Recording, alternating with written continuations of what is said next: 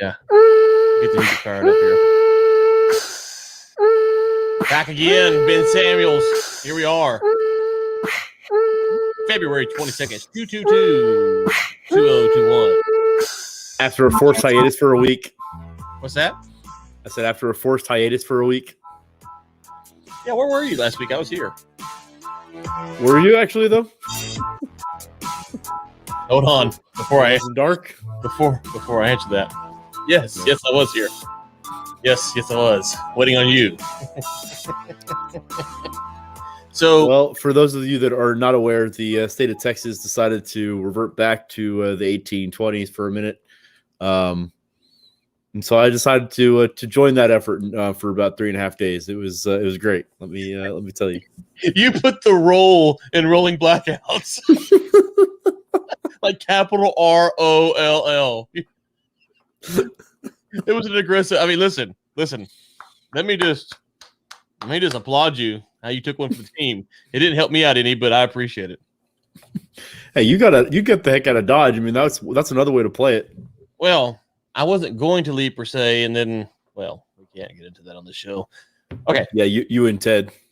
And so, well, wow, that's aggressive.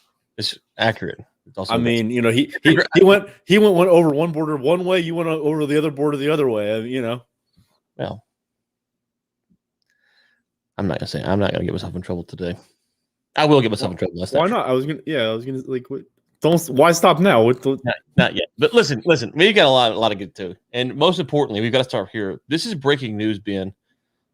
Really, kind of a game changer from my perspective. Maybe the biggest thing I've seen in 2021 in a year that has, I was worried this week we would not have a big story to talk about, but we do. And, of course, I'm talking about Taco Bell enters chicken sandwich wars with its own spin, a taco version. And have you seen the story? I haven't. Tell me about it. Let's hear it. What's Taco Bell doing? Yeah, let me pull this bad boy up here. Where is it at? There it is. What's the new fourth meal? Woo, look at this. You see that? Okay. Oh, wait. Okay, what are we looking at here? So we got crispy chicken sandwich with some sort of like chipotle sauce, jalapenos in. Is that like a bun situation? It's Taco Bell. Yeah, but it's like a chalupa. It's like a chalupa looking thing. Interesting. I'm intrigued by this. I mean, see, generally your fast food takes are pretty horrendous. This is, you might be onto something here. The problem is we're going to have to travel to Nashville or Charlotte March 11th to get one. So here we go. Anyways, I mean, I thought this was news. So while we're on this, if you wouldn't mind, Mr. Ray, if you can go ahead and pull up a picture of a meat mountain from Arby's, that would be fantastic. Arby's has also come out with a sandwich called the Meat Mountain that, if we're talking about these sort of things, I believe needs some airtime for a second. Meat Mountain. I can't spell mountain or meat. Let's see here. Oh wow. Let's go ahead and look at this for a minute. Wow. If we're really doing this. Whoa. Can you see those? So, I don't know. Is it up there? Yeah, you can. Go ahead and pull it up. I think if you click on one of those pictures, it should show you. It can give you some more detail on what's in it. Oh. So we've got a chicken, then turkey, then ham. Stack. It's with almost all the meats. 2 chicken tenders, 2 slices of roast turkey, hit smoked ham, corned beef, 13 hours smoked brisket, USDA choice Angus steak, roast beef, and pepper bacon. There's also cheddar and Swiss cheese somewhere in there. I like that little spin. Arby's is actually pretty good. I will be getting 2 of these soon. When does this come out? Oh, I think it's out. I think it's out already. I bet that didn't go to where I wanted to, did it? Hold on. I got the wrong screen up here. That's the problem here. Yeah, let me pull this up here. This is well, make sure you pull up the right browser. I mean, there's some you probably don't want to pull up. Let's see here. Is that it? There it is. Yeah. There you go. Yep. Sorry, I was over here salivating over this thing, and I mean, that's glorious. But listen, that's something else right there. Let's take a look at the nutritional value if you want to do. If you. Oh God. Don't eat for the rest of the week. That's the wrong one. Let's see here. Have you had one of these, or is it out yet? No, I believe it is out. I just saw it like a couple days ago. I have not seen it yet, or I have not eaten it yet. But I feel like that's necessary. I feel like trying one of these is going to happen. Okay, so here is their stuff. Where's the Meat Mountain at? I don't see it. Let me just type in. Let's see if we can get a hit here. I don't think it's actually. Wait, I don't know if you see it on here. I don't think they actually have the nutritional value on the menu. It's kind of like one of those deals at Subway. You kind of figure it out for yourself. Yeah, no, it's not actually on here unless it's not listed in the search menu. That's crazy. Which I don't blame them. It's got to be over 1,000 calories, right? So there is an article on Consumerist, which is generally pretty reliable, and you are correct. There is not an official count. It is not on the official nutritional value counter. Their calculation is that it is. What did you say? Over 1,000. I'd say 1,200 if I had to guess. See, you can't say things like that and lob up softballs like that's just not fair because it's 12.75 and there's just too many like jokes for me to make here. But yes, that was a very good guess. Good job. You are well educated on the subject. There are a lot of jokes that it can be made. I'm just not going to make any of them. Is it a fat joke? Are you making fat jokes now? I was gonna make a Burger King joke, but I mean whatever.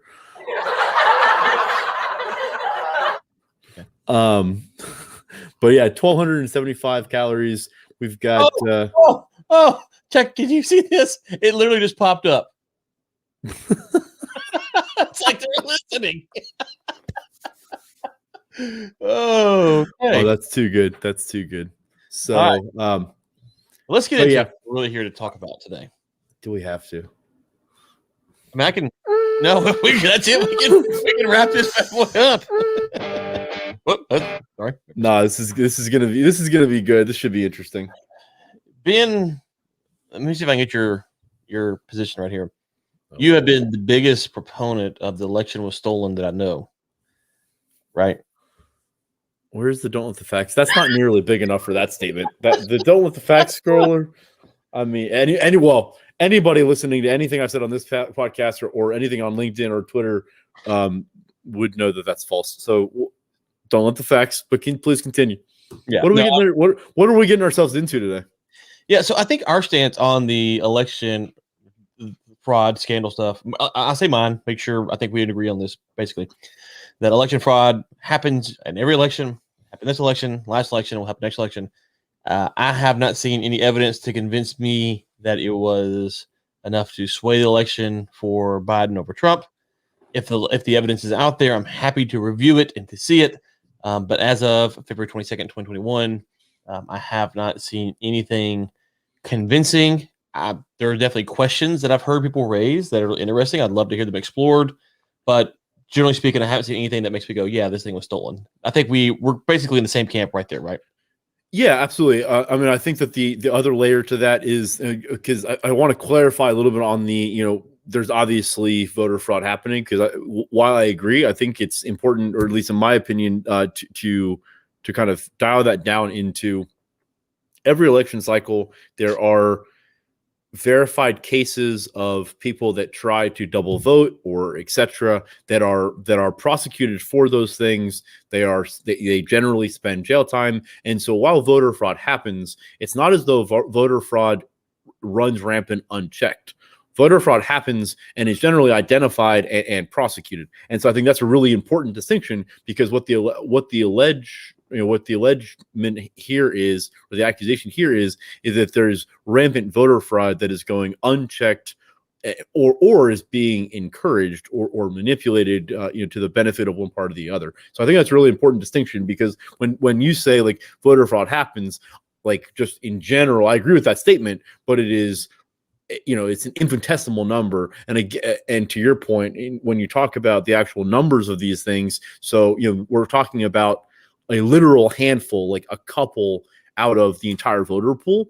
And so, in context of having any sort of sway on an election result, it is insanity. And so I think it's an incredible leap from voter fraud happens to like anything close to what we're about to get into, or anything that like was kind of sort of being talked about in November. So yeah, and so I would say I would agree, and kind of like when people were saying Russia meddled in the election, it's like, yeah, sure, so what? Like that's like name an election Russia hadn't meddled in. Like that's old news. This did not start when Trump got in.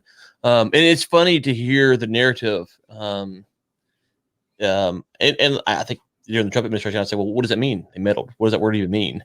And so it's funny to hear the narrative of for 2016, it was something had to fix the election from the media to now voter fraud early on. It didn't happen. It couldn't happen. And so it's just funny to hear the extremes. And from my standpoint, there's an easy concession to make. Yes, Russia meddled. They will meddle. They're going to meddle.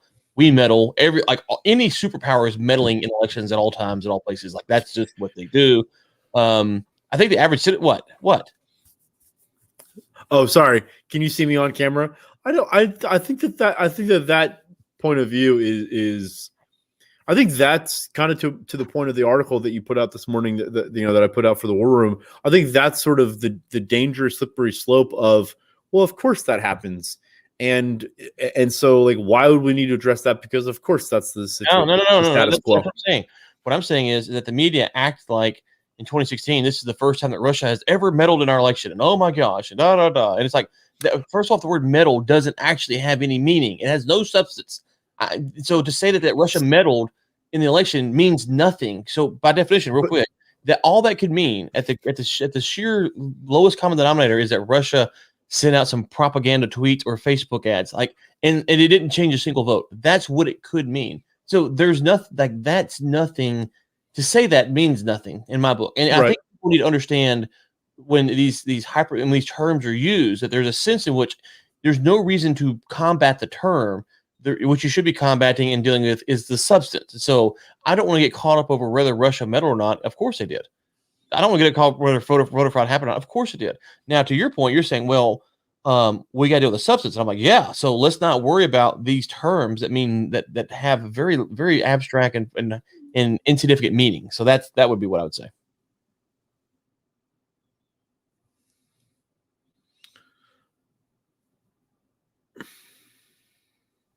When the media was like, oh my God, Russia meddled, it's like, yeah, so what? Like, I'm not saying so what is in the sense of we can't, we shouldn't look into it. I'm saying so what as in this wasn't the first time they've ever done this. Like, yeah, like why are you just now getting mad about it? Yeah, yes, but that response elicits the first reaction, not the second one. That's I think that's the problem. Okay, so right. I don't want to spend all day on Russia meddling, but I would say this: it could be just as beneficial as what we are going to talk about. Yeah, at the same level of authenticity. When the news media came out in 2016, 2017, 2018, 2019, and then they finally forgot about it by 2020, they were like, oh my gosh, Russia meddled in our election. It's like, well, what does that mean? What does it mean? So I think and this is not something I co-sign on to or agree with or whatever, but I think given our construct of kind of how media disseminates information, or however you want to qualify this, that the election fraud, thing has become some sort of this like nebulous term, but it's also very like topical today, and there's a lot of momentum behind it, and so if that momentum means that we can change that dynamic, I'm okay with kind of riding that wave of momentum and enthusiasm towards this issue. So like when you say, oh, it's been happening forever, like, yeah, that's absolutely true, but it's been swept under the rug forever. And if this is sort of the opportunity for it to get out in the open and to change the dynamic, I think that rather than the response being, oh, well, that's the status quo, like, why is that big a deal? Like, you should have known about that already. I think the answer or the response should be more of, yeah, that's a really big thing. Let's talk about that. Okay. Yeah. So a couple things. One, the framing of it makes it appear as if it's a new phenomenon that has to be stopped. And because of that, Trump got elected. That was the framing. This is, oh my gosh, this happened and it has to be stopped. And just to contrast that with 2020, when we had the greatest election of all time, according to Democrats, it's just laughable to hear them move from Russia meddled, this is how Trump won, to nothing went wrong. This was basically a flawless election in 2020. It's like, okay, this doesn't happen. And so to me, their narrative and how they want to paint the picture, I'm not going to concede to them because they want to, when their guy loses, it's Russia meddling. Oh my gosh. When their guy wins, everything went great. What are you talking about? And I'm going to talk about this here in a minute with this lawsuit we're going to talk about. But that the average news consumer, I do not think when they hear Russia meddles with the election goes, oh yeah, I'm sure Russia does it all the time. Like what's unique about this time? And you cannot stop Russia from meddling in our elections. You cannot do that. Literally, you cannot do that. So because they have, so just I don't know if that's true. Okay, I don't know if that's true, but continue. Oh, okay. Just by having spies in our country who are trying to influence us, or paid people inside of think tanks, like you can't stop them from meddling in the election in the way that which they were accused of doing. You can't stop it. It's not possible.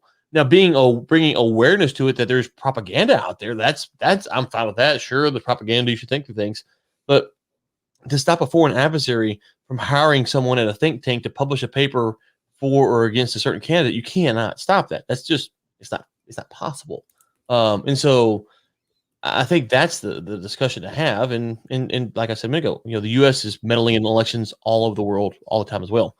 So when you come to 2020 and say voter fraud happened, like, yeah, sure it happened. Okay, yeah, well, we need to fix it. Right, I agree. Did it happen enough to sway this election? No, because the Republican counter to the Russian meddling is that voter fraud happened in a way that's unique. So you have Russian meddling happening. Oh my gosh, this is unique. Like, well, hold on. Well, voter fraud's been happening too. So I'm not saying that people have been or haven't been concerned about it. I'm just simply saying that yes, it's happened. What's unique about this time? Is it more? Is it more widespread? Is it enough to sway the election? If the answers to those questions are no, then we have our very small, as you point out, irregularities, anomalies, and they're not enough to sway election. Okay, well, that's we can talk about fixing that, but that's not the same thing as Trump lost because of voter fraud. Well, but no, to your point, I mean, even in all of the pleadings and all of the any of the alleged accusations that I saw, none of the actual facts that the Trump administration or other parties were trying to fight over in court had anything to do with Russian meddling. It all had to do with the hacking of the voters, machines, or miscounting, or mail-in voter mail-in voter fraud, etc. It was Russia in 20. So what I'm saying in 2016, the left pretended like Russia meddling was thing, and in 2020 it was voter fraud. And so listen. If the Russians stole votes, I'm happy to see that. I'm not saying I'm not saying it's not against their benevolent people and they would never do this. I'm saying to show me the facts because they've been meddling in elections before. It's ironic for a podcast to let the facts. I won't hit the facts. That's the irony. Exactly. So speaking of don't let the facts, I want to give a quick teaser. I'll let you launch us into what we're going into next here. But I thought it was interesting that at the very beginning of the video that we're going to dive in here, there was a roller, kind of actually like it says, "Don't let the facts" right here at the bottom of the screen, and it said, "The statements and claims expressed in this program are presented at this time as opinions only and are not intended to be taken or interpreted by the viewer as established fact." And then it cut to a screen that said "absolute proof," and then. Wait, I thought you were reading our new intro for our podcast. You're reading something else. It's very apropos. We could copy and paste it if we'd like.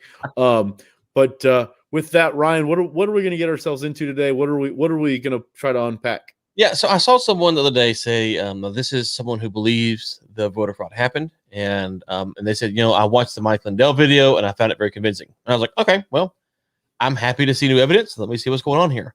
And so I turned on the Mike Lindel video, absolute proof. I don't think that disclaimer is on his website. It's on his website, or just that? Is it just on the one for the TV ad they ran? I'm pretty sure it's on the one from his website as well. For those that may not be aware, Mike Lindel is the MyPillow CEO. He fervent Trump supporter and recently has seemingly dove feet first into the conspiracy about the election fraud.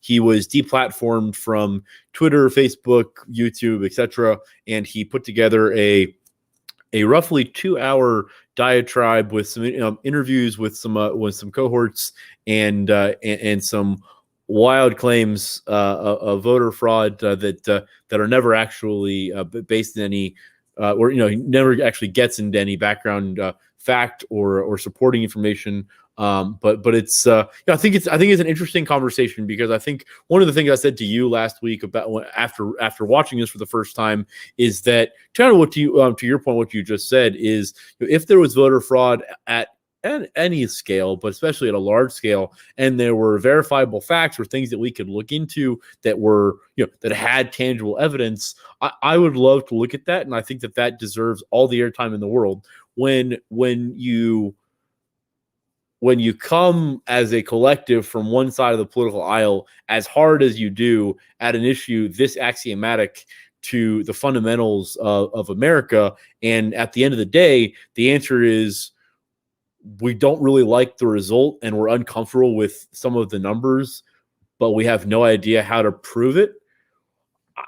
I have a really hard time giving it any credence whatsoever. And so that was sort of my feedback or my take going into this. That's not a commentary on what we saw.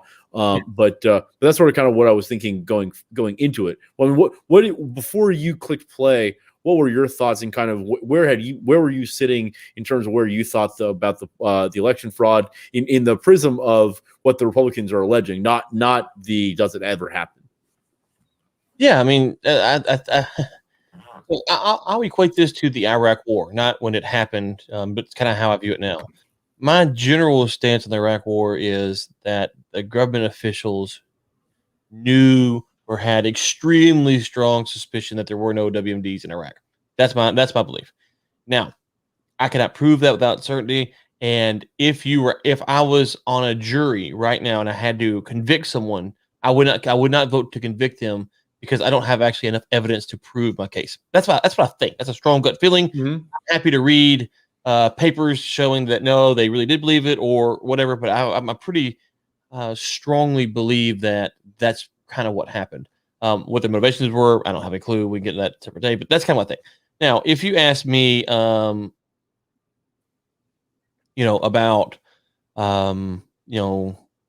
was Ben Samuels without power last week? Yeah, I would say yes, and I would go on a jury based upon the evidence I have, and go whatever I had to vote. I'd vote that was true. Right. So with the election fraud stuff, if I had to vote to convict someone on election fraud charges based upon all that I've seen, I could not do it, because I don't have enough.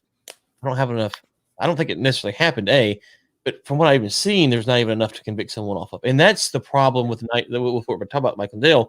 Even if I watch this whole video and I go, yeah, I think there's a lot of fishy things going on here, which I think there are some things that are interesting. There's some questions to be asked. There's not enough to convict. There's not enough to act upon. There's only enough to say, well, what did you do here? And we've kind of lost this narrative of, JFK was assassinated. Was it a conspiracy? I have no idea. I have questions. Everyone has questions. I'm not ready to die on that hill that it was a full-blown, CIA operation. Might have been. I have no idea. Did the election fraud happen? I haven't seen any evidence. I'm happy to be persuaded the other way, but right now, man, the case is so thin and it's so based upon conjecture and look at this without actually painting I'll put it like this. For a video that says absolute proof, it's more of absolute conjecture. That's what I would say. Yeah, absolutely. And said another way, maybe said more strongly, there are a lot of very powerful, very wealthy people in this country that seem to fervently believe that the election was stolen. I think we all have an understanding of how powerful money is in this world. If there was something here, if there was a story to uncover, if there was actual fact here that supported these claims, we would see it.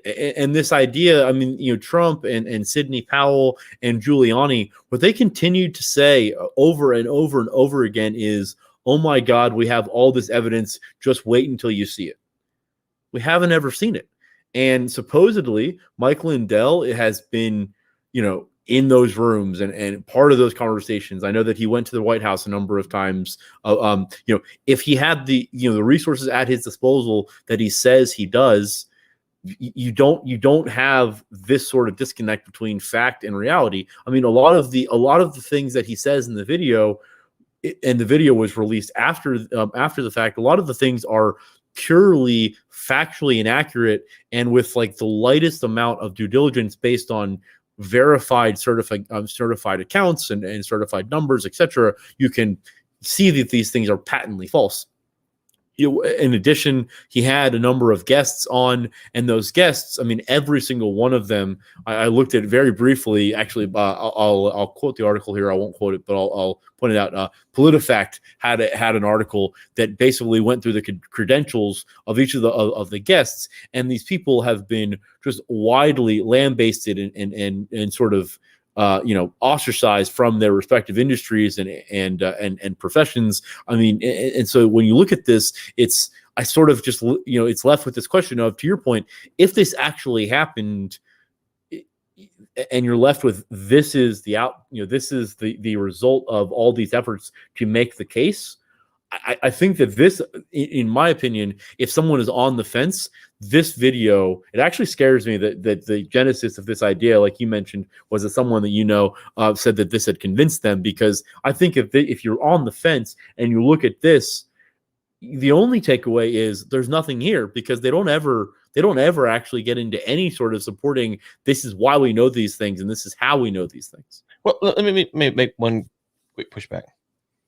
What I would say is, if you watch this video and you consider this to be absolute proof, okay, I'm sorry, we're on different sides of this issue. If you watch this video and go, okay, Lindel raised a bunch of questions, I'm gonna go look into that more. I think that's a fair thing to take, because let me give you one example. It was one point where he's got these maps of these Chinese servers, and all it is a map claiming that this represents Chinese servers going back and forth to Dominion servers. Okay, that's not proof, but I'm not going to get mad at someone who wants to look into that further. But you see the distinction there? I don't disagree. My problem with that is that the burden of proof is on the person making the accusation in that case. And if your video is purported to be absolute proof, and all you do is you throw out the accusation, right. But the next layer to that is that it tells me that accusation is patently false. Because if you had the evidence to prove it, you wouldn't just throw up the map and say nothing about it. You would show the proof, right? Potentially, Lindell might not know what proof actually means, and that's the other part of the equation to consider, is that some people, what they think a burden of proof is and what it actually is not the same. So I do agree. I think we agree here that whatever his intention was or is, and he could be completely convinced by this, and he might have stacks of evidence off camera that he's not showing us. Someone needs to sit down with him and say, hey, Mike, if we convicted people for murder or any crime based upon this video you showed us, we have become a banana republic. And so when you say proof, you have to bring in proof. You need a link to PDFs. You need a link to documents. You need to have, I mean, he's a really rich guy, right? Yeah. Oh, I think he's very wealthy. Yeah. So, have your team build out your website so he can, so when you're talking about this voter fraud, I can just click here and then whoop, I can go to the actual state website and I can go read it myself. Like that's now you're starting to build a case for proof. A bunch of screenshots and moving graphics, those are just, they're potentially nothing at worst case scenario. Best case scenario, they're good information, but you didn't give me the resource to go validate your claim. And that's the thing, you go validate your claim. But I think my pushback to that is the video wasn't, hey, we're going to ask some questions and we don't have enough data at our disposal to like figure out what the answers are here. But we're just going to ask some questions that we really think people should talk about. Sure. The claim was we have the answers. We know what happened. We have the facts. We have the data. We're going to tell you the data. And so when you say those things and you don't ever do that, it's not, hey, you should have done that. What's that? You should be on this podcast when you're doing that. When you're saying, it's not. Oh well, you should have done that. It's well, you clearly don't have it. So like, I think that the answer, like, I think that it's a level above what you're saying, because if they had the evidence, they would have shown it. And if they don't have the evidence, then it doesn't exist, because they wouldn't have put out a 2-hour thing. In other words, they wouldn't have had the 2-hour publication or like video and had the evidence and not talked about it on air, right? I tend to agree with you. Stranger things have happened. You're such a diplomat.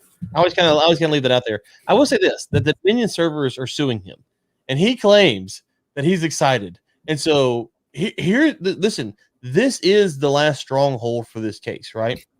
Now, maybe 20 years from now, something comes, investigative journalism, but I'm talking in the near immediate future. Dominion servers have said that they're coming. They want to investigate. I mean, they want to sue him. He says he's ready. Because this will open up, and I'm not a lawyer here, but it opens up in civil litigation. You get a pretty wide swath to do depositions and research and stuff like that. So if there's any there, and he has it, and they potentially have hidden evidence, here's a shot. Like, if let's just and Giuliani said the same thing.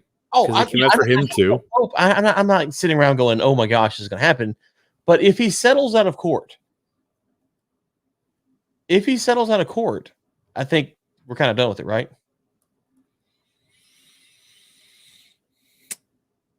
You mean done with the voter fraud thing? I mean, if he settles out of court, what are you going to say then? I mean, Trump's about to run in 2024. We got at least 3 more years of hearing about it. What are you talking about?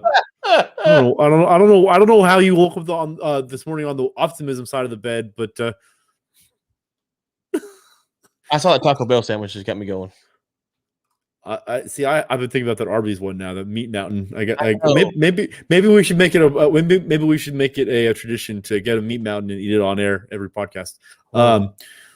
But no, so I mean, as an example, so one of the things that Mike talks about, in the first 10 or 15 minutes, he's making just sort of a lot of wild claims, and he's got some big maps in the background, or not maps, but some data of some rolling numbers of voter irregularities. And one of the ones he talks about is, and he makes a big deal about, that there were 4,296 Georgia voters that were registered to vote in another state after their Georgia registration date. And he talked about that for a long time as though that's some like big thing. And he makes it so two things. Number one, the margin of error was much greater than that. And number two, that was in a report made by let me see if I can pull this up quickly, made by a Matt Brainerd, who was a former Trump campaign staffer.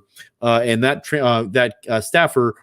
report was subsequently scrutinized, and Brainerd walked back almost all the assumptions within that report. And so, that's an example of something that he talked about for a long time, made it seem to be some big deal, and has been thoroughly and resoundingly suppressed and dismissed. And that's one example. But if you continue kind of down the path, it falls apart enough that I think the only way that this passes the smell test is if you just look at these 2 hours and you just take it as gospel and you just move on with your life. But I think that the problem here, and I just realized that you went away for I don't know. Maybe you're tired of looking at me. My camera got I can still see you. Okay. That happened early this week. Weird. But and so I think I don't know. I think the burden of proof is much higher than you're making it seem, in my opinion, on the in this sort of context. Well, okay. So the burden of proof. Let's talk about that. The burden of proof that I'm saying is that if Bob walks into it and goes, "Oh my gosh, wow, Lindel has won the day," okay, we got a problem. If Bob walks into it and goes, "Well, he's a former crackhead, he's a little bit off his rocker. He brings us interesting things I'm going to go look into." I don't have a problem with that. Like, I don't have a problem with people looking. No, I'm talking about the burden of proof from the source. In other words, if you're going to write, I'm just a firm believer I'm in firm support of the idea that if you're going to publish this sort of content and purport it to be like the gospel of, we know what happened, we have the facts, here's what happened, oh my God, can you believe it?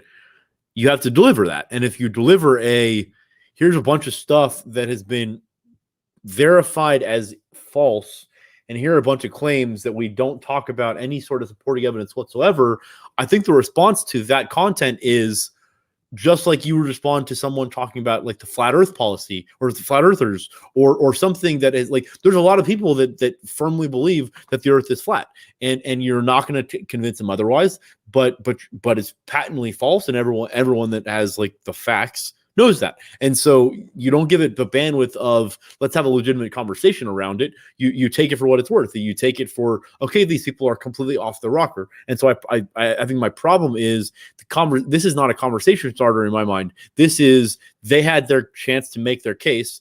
They made their case. The case falls short of any sort of burden of proof or validity whatsoever. And so end of conversation, close subject, move on. Because I don't think, like, to your point, I think it sounds like you're making it seem like, well, okay, well, maybe there's some questions within here, and so let's unpack this. I think the duty to do that was within the source of this material. If you're going to make these claims and you're going to back up the claims with things that are verifiably false, I think the work is done, and you don't deserve the attention of let's go next. Yeah. Oh, I think maybe we're not. Maybe we're saying the same thing. Maybe we're talking about two different things. That wouldn't be the first time. No, it wouldn't. Yeah, so I don't have a problem with what you're saying. I guess what I'm responding to more than anything is that if I meet someone, let's just take away from the voter fraud thing. If I meet someone who watches a JFK assassination video, okay, and they sent it to me, and I'm like, I don't really, what do you think about this? And like, oh, well, it's interesting. I want to learn more about it. I'm like, oh, okay, that's one thing. Okay, that's not the same as a person watching some JFK assassination video and going, oh my gosh, this is it. This is how it was done. What I'm saying is that I don't like the Chinese server things. I don't buy that. I also don't think it's outside of China's capacity or desire or ability to do it. So if someone watched that and goes, well, he didn't prove it, but I am curious, could China have actually hacked the servers and done this?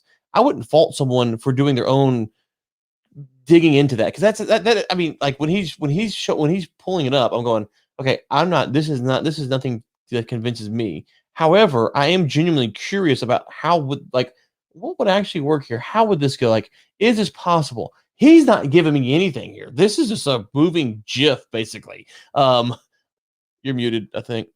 Maybe it's splitting hairs, but I think that my point is so with your JFK example, if someone were to come out with a video that said, we have absolute proof, undeniable fact, this is exactly what happened, we're going to tell you exactly what happened, we're going to show you exactly what happened, we're going to show you how we know it, and then there was a video, a 2-hour video that showed all the same footage that we've all seen and had the same claims that we've all heard and talked about the same things.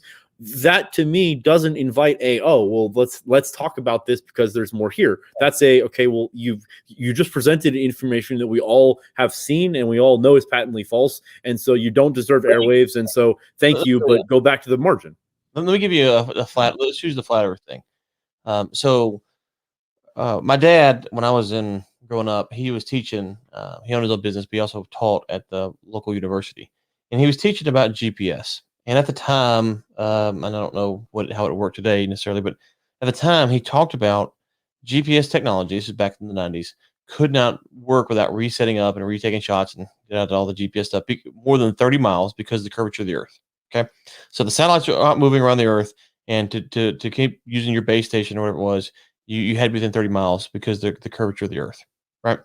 And so now, so if I were to watch a flat earth video, which I don't believe in flat earth, I don't think it's, I would know instantaneously, for the flat earth theory to be right, they have programmed all of the satellites in the world to trick the GPS into believing that the earth is curved every 30 with enough curvature that every 30 miles they had to reset up their GPS ground stations to right. So I would know that fundamentally. So there's no to get me to believe the flat earth theory, you'd have to deal with some weird stuff that most people, I just happen to know that because just who my dad was, just kind of a random deal, right? Now, that doesn't mean if I watch a flat earth video that they may not point out something, I'm like, how does that work? I am genuinely curious, like, why is this a problem? And because they'll say stuff like, okay, I don't, and so that is more of what I'm speaking to, is that I don't think that you should, I'd say I wouldn't be frustrated with someone who had questions that they wanted to answer from this video. My frustration would be is if you watched this video and you walked away and said, no, this is absolute proof. This is what happened. Lindel has won the day. my gracious, and I'm going to order a 6-pack of my pillows to sleep on tonight. Wow, this Bravo, sir. Like everyone should watch. So that's all I'm saying is I wouldn't bemoan someone from going, how could the Chinese servers actually? Is it even possible? Me and you technically don't know, and the video doesn't give us any help on figuring out if it's possible or not. So that's an example of something, and I don't have it up in front of me. Let me see if I can pull it up while we're talking here. But I did a little bit of homework on that specific point. The article or the video makes a claim that the machines spit back the data that they accumulate to servers, and the servers are in the claim are housed in Spain, Germany, Russia, and China, I believe. And that claim has been thoroughly debunked. I forget the company name offhand, but the company had the company that is referenced in the video has actually previously been sold to another entity, and that entity has servers in Tampa, Florida, which is where these servers are housed. And again, that was with like 5 or 10 minutes of Google research, and I found a verified account with financial docs, etc. So it wasn't just a claim on the other side. And so again, when you make this claim in the video, not you, obviously, when Mike makes this claim in the video about the servers being overseas. Okay, yeah. So okay. I see the fundamental problem. I am not saying I believe that the servers. I am saying I would be genuinely curious. How could this, like, is it possible for a voter machine if it's set up with the server? Just what he's saying, like how the practicality of it. Sure, but that's more morbid curiosity within yourself. That's not material. Okay, on that kind of stuff. Because going back to the Russia meddling thing, people say, well, Russia meddled. Well, what did they do? Okay, well, they bought some Facebook ads, some Twitter things. Like, okay, that's really not that interesting now that we talk about it. Like, that's really not what it made out to be.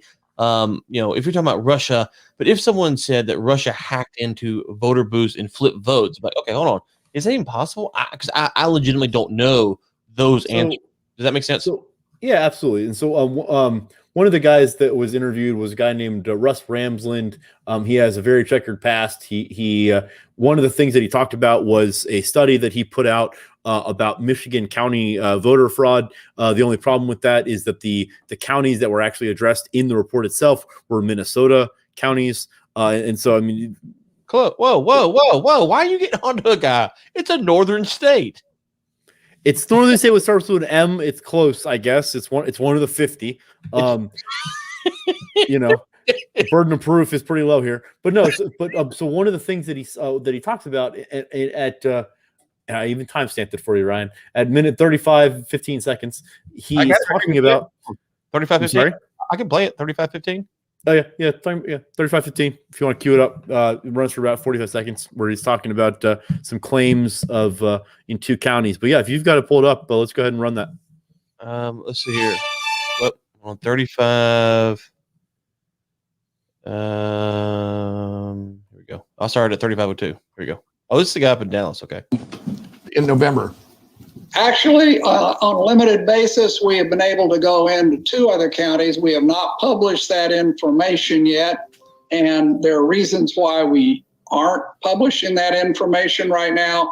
But both of them have not only confirmed, they have confirmed that it's even worse than in Antrim. Okay, did everybody hear that? What we have here, and keep going or stop. Pause it for a second. Okay. So a couple things. Number one, if you're not familiar, if someone listening is not familiar with Antrim County was a battleground county where the Republicans made a case that there was a huge influx of votes tallied for Biden seemingly overnight out of the blue. It has since been verified that in fact there was a miscount in votes. You can dive down the rabbit hole of how miscounts happen, etc. Whether it was intentional or not.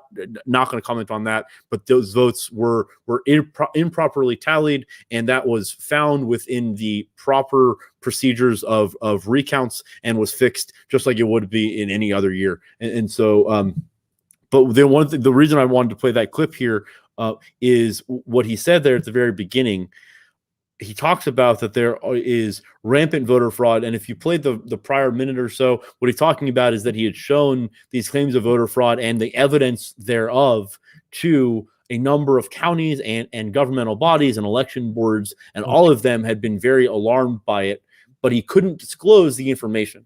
My question to you, Ryan, or to people listening is, if you have this information, you have the verified accounts, you have the data, and you supposedly have these governmental bodies that are very alarmed by the information that they are seeing, why can't you disclose it? Why can't you whistleblow? Why are you silent? What's the play here when you have all this supposed watershed moment stuff? I mean, are we supposed to believe that Trump was so popular, but he didn't have he had zero allies that actually wanted the election proof published for the sitting president? I mean, is that really the story here? Yeah. So he talks about that, and he talks about in the state of Texas that he found, and it's kind of funny because he wasn't talking about Dominion servers here in Texas. He's talking about EMS or EMG. I can't remember what it was. And Mike kept saying, "Wait, Dominion? No, it's not Dominion." And it's like, okay, there's several layers here, to use your term. There's the first layer, which is there is the occasional whistleblower who's blowing the whistle that no one's listening to. So you do have that. The next layer, though, is that in this case, in this context, he's on Lindel's show. He's saying that he has more evidence, that he would like to release it, but he can't. It's like, this is the most exposure you will ever get in your life. Let's be quite frank. If me or you were on this video, because we believed whatever we believed, either A, we would give it all the way because we know we're about to get a bunch of exposure from Lindel's video, or B, we would hold it back because we're trying to parlay it into selling something of our own down the line. That would be my two guesses. It could be something else, but that would be my two guesses. And so why would you not, to your point, why would you not right now go ahead and drop all of the nuggets you have on there? And so I did wonder, one of the things that the video, there's a few spots where it's edited kind of funny. Like it feels like the guy, like they cut off the guy from finishing what he was saying. Not that Mike overtalked him, just like they just stopped it. They cut the video and picked up. And so I would love to see the full raw couple hours worth of stuff that they have of these guys talking, because I got a feeling there's probably some stuff that's there. And the final thing I'll say about this guy and the other guy is that they would say, well, we're not really sure how this happens. And Lindel's like, well, I can tell you how it happened, and I'm going to tell everyone in the program. It's like, okay, that just feels too cheesy. Like, you bring on the expert, and the expert's like, I don't know. And you're like, no, I know. The pillow guy. Yeah, go ahead and actually let's do this a little bit more. Go ahead and queue up 3635. 36. Let's see here. I got to move this back here. 3635. Come on down. Here we'll start at 3629. 82%. Wow. 82% of the ballots are going to adjudication. I'm sorry. I'm sorry. A little bit before that. Must be right around 36 minutes. I might have that one time wrong. Their ballot. Let's back it up here. Here we go. You have two other places, and what you're seeing is even worse than you could ever imagine.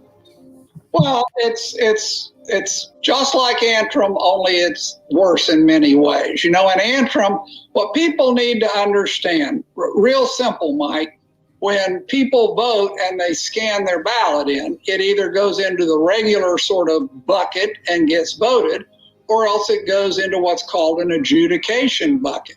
If it goes into the adjudication bucket, then whoever's running the voting system gets to vote that vote however they want. If you can pause it there. In Antrim. Okay. So for those that don't know, so what he just said, we don't need to replay it verbatim, but what he just said is that adjudication is a process through which, when a ballot is not counted properly the first time, whoever is counting that ballot gets to vote however they want to vote.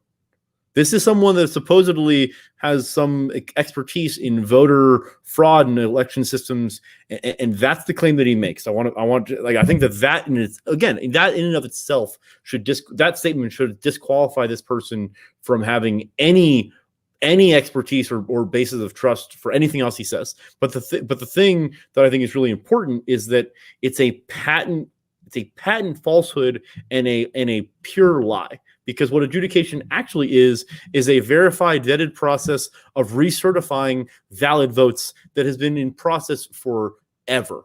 And if someone is not in favor of adjudication, I'm not really sure what that means that they're in favor of, because adjudication is the process through which the ballots are verified and certified. And so if you're not in process, and if you're not in favor of certification of the ballots, like what are you in favor of? And he never talks about that. But those are some questions I'd love to ask him, because you can't just make those sort of claims. Again, to my original point, I don't think you can make those sort of claims and just kind of continue down the path of, okay, well, he said that and that's odd, but let's listen to the rest of the stuff. So I think that the problem with what he said there is I wonder if he tweaks it this way. If he says the problem with adjudication is that you've added another layer into the voting process, and you go from Mr. Samuel's, but that's not the claim he's even trying to make, right? I know. But I'm just curious if you'd agree with this claim. If he said the problem is that Mr. Samuels made the vote, and for some reason it didn't register, so maybe it wasn't filled in properly, maybe something happened, the scanner didn't work, and so when you do that, you've added the potential for increased voter fraud. And in the cases of adjudication, we would like to see that those ballots get one more look, or we'd like to see the process. That's a different claim than saying the person gets to vote. The difference between what I'm saying and what he's saying is he's presuming that when they're adjudicated, they're being manipulated.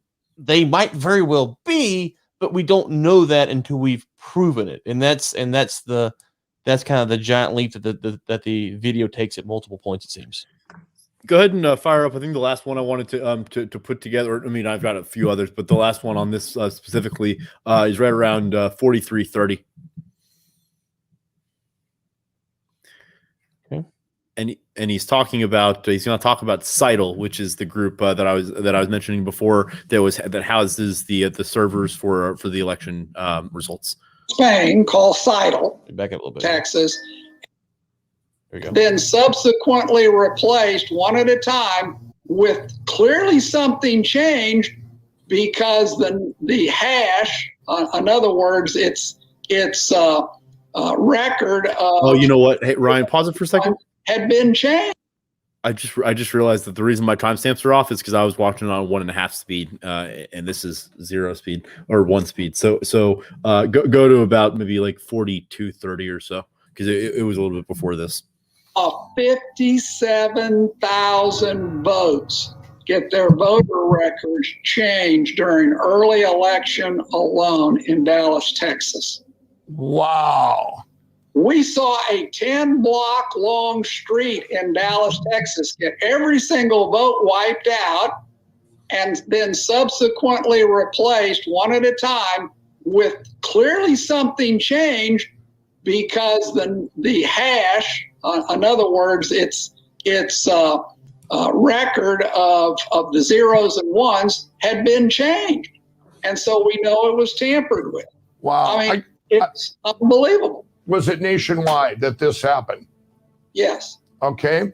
And you've seen the cyber forensics that should show that. We will show that too. But I just want to ask you, why, why didn't they set these machines then to win Texas too? I mean, or do you, what would be your opinion on that, of why they didn't set them high enough to win Texas too? Well, there had been a certain amount of concern raised in Texas as a result of our 2018 work. Pete Sessions actually filed a complaint in Texas and published a paper on it. So he goes into a long explanation of a specific case that, again, was, I mean, if you look at I pulled up some of the briefs from that case. To put it lightly, the judge and the other side of the table resoundingly laughed him out of the building, and that case fell on its face immediately. But I think what he was talking about there was, or what he was getting at, and actually it was a little bit before even what we listened to, but what he was talking about is he was making a claim that he had seen some sort of binary code spit out printout of the votes being tabulated and that the binary code within the machine had been switched automatically and had been like reverted to Biden versus Trump. Now, two things. Number one, how does this individual, this Ramsland person, know how to read that binary code? Because you can't just, I mean, no one can just like pick a binary code and know what it says. You have to have like the key to it, number one. And number two, you know, I mean, well, I guess that I'll let you respond number one. Yeah. I mean, So I think the claim that they're making here, and I didn't independently verify this, is that they were allowed by the courts to do the forensic examination of the Dominion servers in Michigan, and so that's how they would know, right? but but oh, I see what you're saying.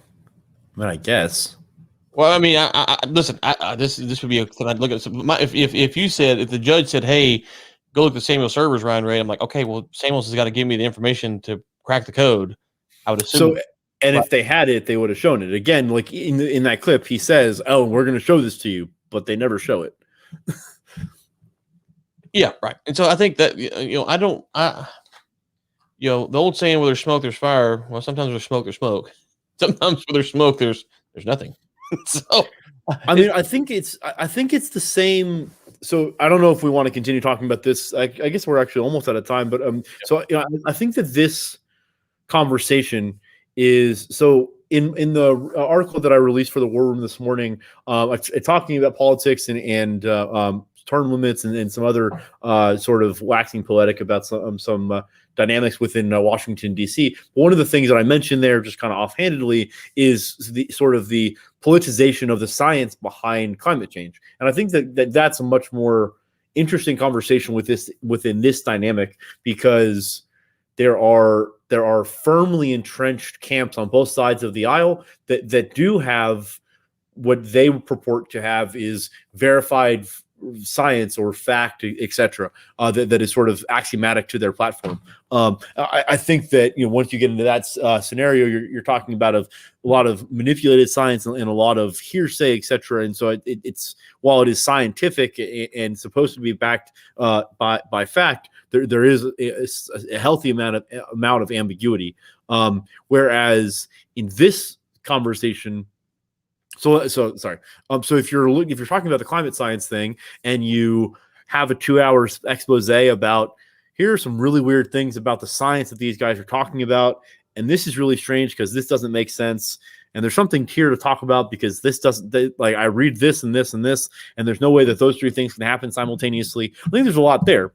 When you talk about these sort of things, when you're talking about like voter fraud, because like the Chinese are the only ones in receipt of the voter election results, and you're talking about servers being hacked, servers being housed, internationally, and you're talking about things that have been verified as false.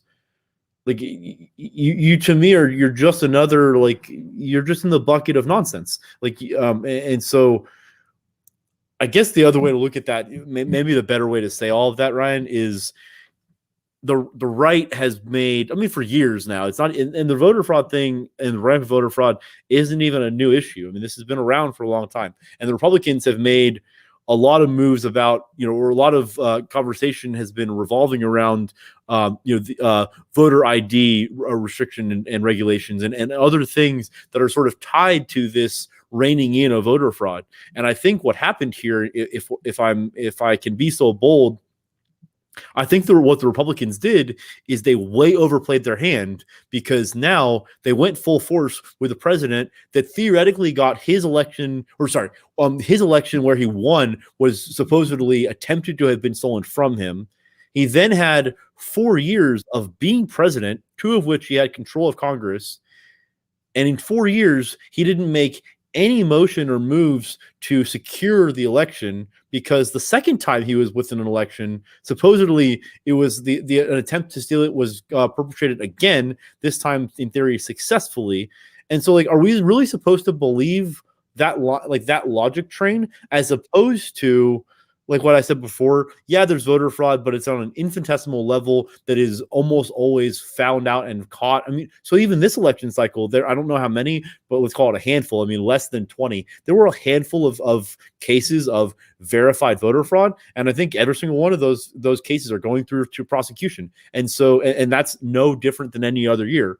But I think what happened here is that what if the Republicans no longer, and obviously they will because they think they're right here, but what if they can no longer use this as a platform at all? What if this has been thoroughly debunked against, like in the reverse, right? Like not proven without a shadow of a doubt, but what if this has just been ferreted out so deeply that there's just nothing here?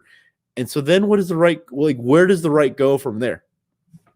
Those are some of my closing thoughts. I mean, I'll close with this, and I'll say that generally, I think that whether it's climate change or this issue, I go back to you're gonna laugh at me here, murder charges, and how. Yes, I know. Are you ready? Are you ready?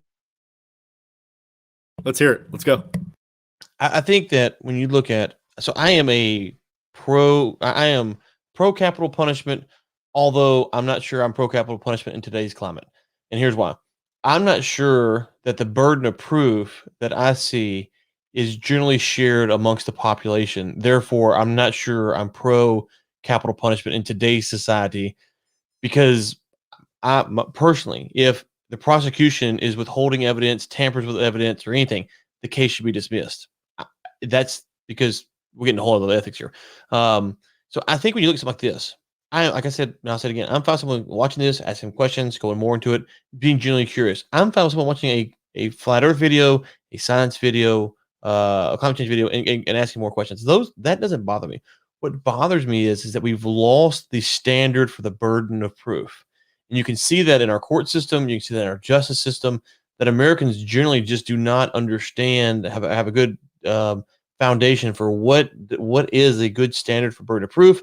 And it's okay to say, hey, I'm not sure about this. I have strongly held beliefs on it, but I'm willing to entertain debate versus no, it has to be this way. And so with the climate change stuff, it has to be this way, despite the fact that if you actually were to hold those people down to what a burden of proof for climate change is, you would find that it would fall, under a decent prosecutor, which would rip it to shreds pretty quickly.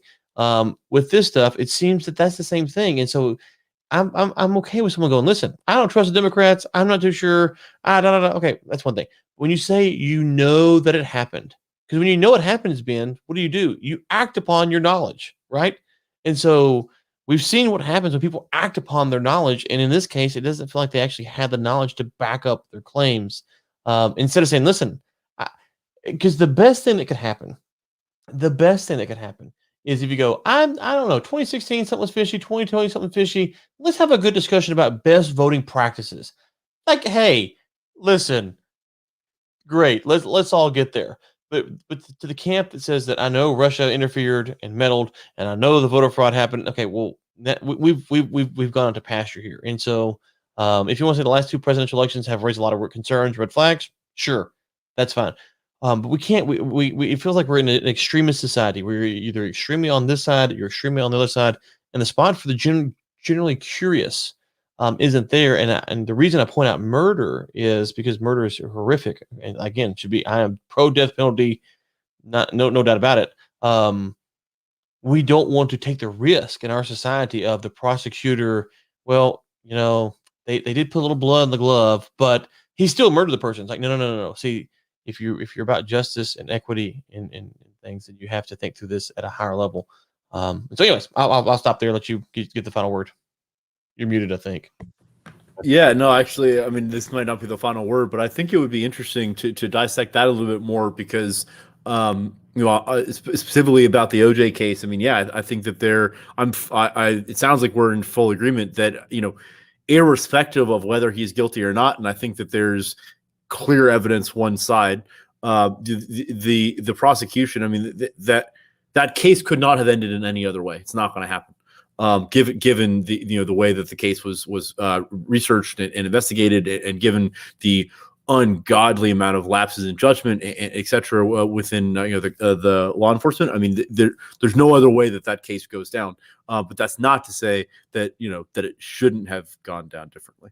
But I think that's interesting because I don't think a lot of people sort of see that lever the same way. I think that there's sort of an opinion or there's this idea out there that justice shall survive irregardless, and I don't believe that. I think that the state has an unbelievable duty to the process. And it's not that's neither here nor there, but I think that would be an interesting conversation for another time. All right, we'll have another time then. The train's leaving. We're heading out. It was a good hour. Mike Lindel, you're not welcome on the podcast. Wait, if we're gonna dig into that, does that mean that this isn't the last one? We're gonna have more of these? Yeah, I think we'll do another one. Be back next week, Ryan Ray, alongside Recess in Session, aka Ben Samuels. Everyone stay safe out there. And I would say stay warm, Ben, but it's like 70 degrees here in Texas. So actually in Midland, you wouldn't even know that there was a weather event. It's 65 and sunny outside.